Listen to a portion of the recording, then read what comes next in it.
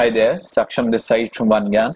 In today's video, we are going to discuss the candidate profile completion for shortlisted candidates of the IPM 80 IIM Indore. So without any further ado, let's get started. So coming to the basics first, so the link for submission is live already. The credentials have been mailed to you, of course, the shortlisted candidates only. So if you haven't received the same, although I think everyone has already received it, if you haven't yet, then just mail the office and they shall revert back to you immediately. So that's there. Now the submission has to be done before 16th of September and before 11:55 p.m. I would suggest you to just get it done by tomorrow itself. Why push it to the end of the deadline, right? It's always better to be safe and get it done as soon as possible. Now coming to the video-based assessment. So the instructions for that will be sent out on September 17th. So that is all about the basics. Now first things first, see, there is a raise a query option available in the portal which is given to you, wherein you will be filling your candidate profile, and please make use of it. If you have any doubt, any query related to the submission process whatsoever, just raise a query. They will get back to you in an hour or two. They are very responsive. And just don't make any assumptions. People made assumptions about best 4 or best 5 in filling in their overall percentage, and that costed them a seat, right? So don't let it happen again. Just if in case you have any doubt, just raise a query and do things accordingly. So now coming to the common questions, common FAQs that I have been receiving lately. Just so you know, we also have a group of people who have been shortlisted, and there we try to help each other out, and also we will also review each other's VBA video once the instructions are out. So if in case you want to join, you can join it using the link given in the description or the pinned comment. Coming back to the common FAQs, so there are 4 basic queries that I've been receiving pertaining to your candidate profile as well as your academic details. So they are as follows. First of all, some of the people have not gotten their caste certificate renewed. So that is a problem specifically with EWS and NCOBC candidates. So those certificates are to be renewed every year. I'm not sure about the other certificates. So if that is the case, so a student of mine had a problem regarding the same, and he raised a query. So what he has been asked to do is to attach the old certificate and also an undertaking in the same PDF document. So how do you get an undertaking? So for the format, you can just Google up EWS undertaking form and you should be getting those, right? So I've already been to these links. You can open them, see which one is which one does the job, although they will be more or less the same, but some of them might have the name of the college as well. So alter that and accordingly present this and attach your old certificate as well, and that will do the job.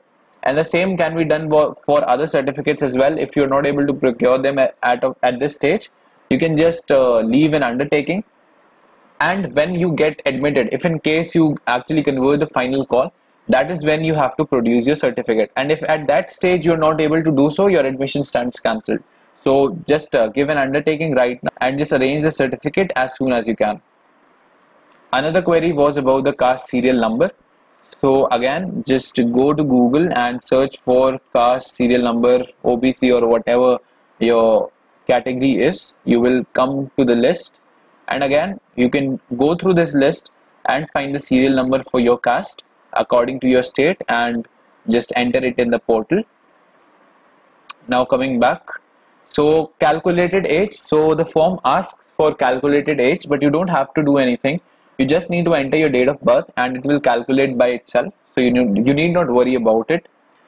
Now this is a very important thing, again has caused trouble in the past. So people who have entered the aggregate percentage by not including their additional subjects, if you have not considered your additional subject while filling in the registration form, please correct it while filling it in the personal detail or academic detail section right now. So the submission link allows you to alter this now. So make sure when you are filling it in, you are considering each and every subject that appears in your mark sheet. So for example, if I have 6 subjects in my class 10th mark sheet, I'll take into account all those 6 subjects while filling it in. Also, if you have CGPA, please convert it into percentage as per the method prescribed by board.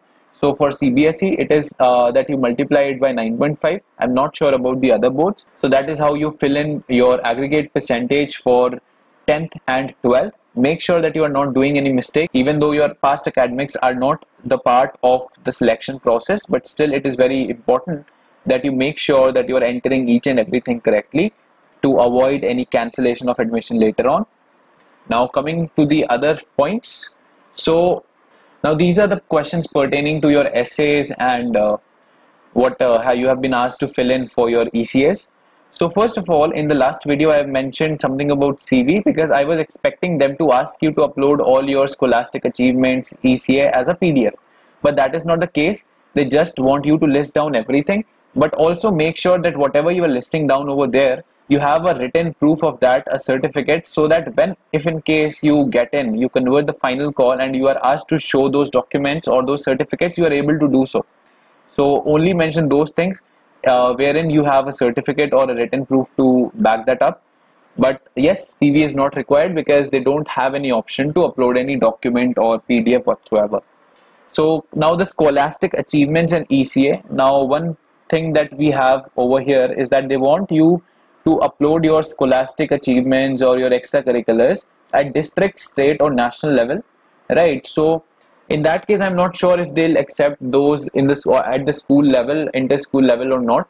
But again, you can just raise a query and get a reply on the same. But for now, at least what the form mentions is that you need not enter any certificate which you have of the school level. But again, still, there's no harm in just asking the same and confirming it with the IPM office using the raise a query option. So in that case, you can enter pretty much anything which you have done at a good level, at least a district level. So maybe an Olympiad, or you have played a sport, or maybe you have been into quizzing, debating, or anything wherein you have an achievement of this level. You can definitely mention that. Now, why IPM and what are your career plans? That is another sort of an SOP that they are asking for. So the exact question is that why do you wish to go for a management education through 5-year integrated program in management, and what are your career plans? I don't have a template answer prepared, but I'll just try to make one right now for myself. It is going to be very candid, so don't consider it to be the best possible representation of how you are going to do. I'm just going to brief you through the process as to how do you come up with your own answer to this question. So first of all, just go to Google and actually YouTube, and there search for these kind of questions like why MBA, right? So you will find a lot of videos over here. So they are actually talking about something similar. So here it is about why MBA. You can just modify that answer into why IPM, or for people who are from science background, why MBA after engineering. And again, what are your career plans? Those kind of questions are basic HR questions, and you will find a lot of videos on the same topic. So you can definitely check out 4 or 5 videos on the same topic, get different perspectives, see which one fits right for you, and then come up with your own, right? Take inspiration from them, don't blatantly copy, but just take inspiration and come up with something of your own, and then that is how you fill it in. And how would I do it? So I'll just open a Word document and try doing it. So basically, when you are being asked as to why IPM and what are your career plans, you have to link your past to the future, right? So what you have done in past which made you interested in this field, and what are your future goals or career plans, and how this program is going to aid you or help you in actually attaining that goal. So that is basically the premise of this question. Now for me, the past is going to be that I've had business acumen since early age, business family, and let's say for example started earning online at the age of 11 and have had 3 different startups, right? Now what do I want from this course? Why, if I have already been into businesses and startups, why do I want formal education, right?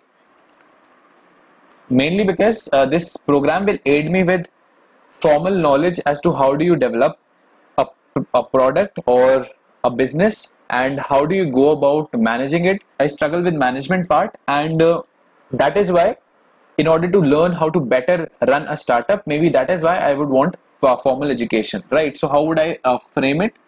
So keeping all this in mind, let's just start to frame it. Again, very candid and might have a lot of mistakes as well, but you need to come up with something creative. But technically it is going to be along these lines only. So the way I can do it is that, so born and brought up in a business family, I have developed my business acumen since a very early age. I started earning online at the age of 11, and I gradually transitioned into doing digital marketing, which is something that I've been doing for the past 5 years. I've had 3 different startups in the same time period, and I struggled with them. I was not able to keep them afloat, mainly because of the fact that I was not really good with management part. I think from this course, this is something that is going to be my key takeaway from this course, because first of all, I could have just gone with a 2-year MBA program, but how is an IPM program different? Because again, it provides me with a holistic development, and I think 2 years is not enough for me to learn more about management. I would want to explore it right from the beginning. So I would want to get into a 5-year program where I'm being taught as to how do you manage your own company or your own startup right from scratch. And which is why I would want to gain formal education, and which is why I feel like Indian Institute of Management Indore's IPM program is the best bet for me. And again, my future plans, I've already covered most of it already, but again, I can mention something like I would want to have my own startup in future, maybe in SaaS industry. And for that, I would want to have a background in management, which will help me make my startup a success.